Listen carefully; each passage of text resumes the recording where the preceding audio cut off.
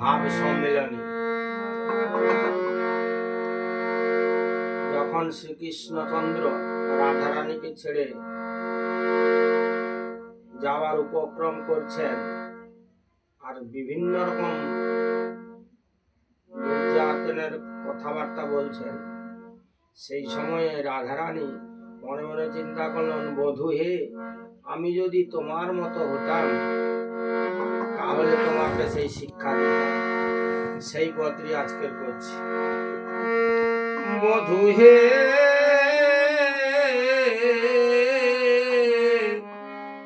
কি আর বলিব তোরে, বধূ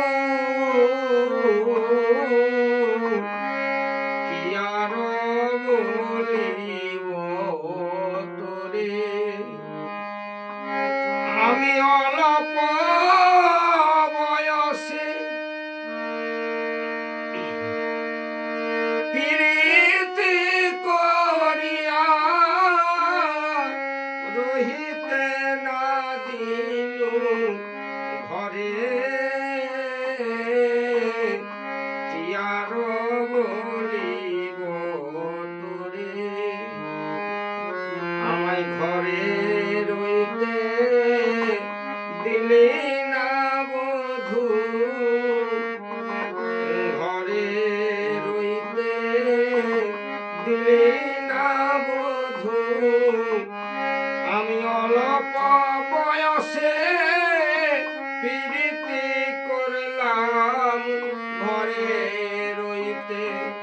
দিলি না বধূ, আমি কামনা করিয়া সাগরে মরিব,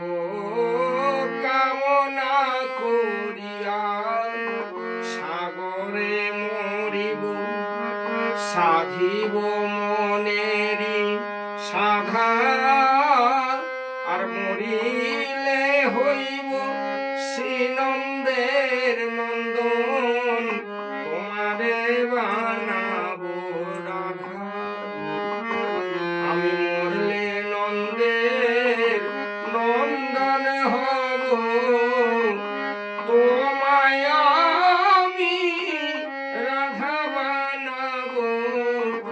মরলে নন্দের নন্দন হব, প্রীতি করিয়া ছাড়িয়া যাইব, প্রীতি করিয়া ছাড়িয়া যাইব, দাঁড়াবো কদম্ব তলে, আর রাধা রাধা বলে বাজাইবে বাঁশি, যখন যাইবি জলে, আমি প্রীতি করিয়া ছাড়িয়া যাইব, দাঁড়াবো কদম্ব তলে, রাধা রাধা বলে বাজাইব বাঁশি, যখনই যাইবি জলে, মুরলি শুনিয়া মোহিত হইবে, মুরলি শুনিয়া মোহিত হইবে, সহজ কুলেরি বালা দ্বিজচণ্ডী দাসে বলে, তখনই জানিবি প্রীতি কেমন জ্বালা, আমি জানলে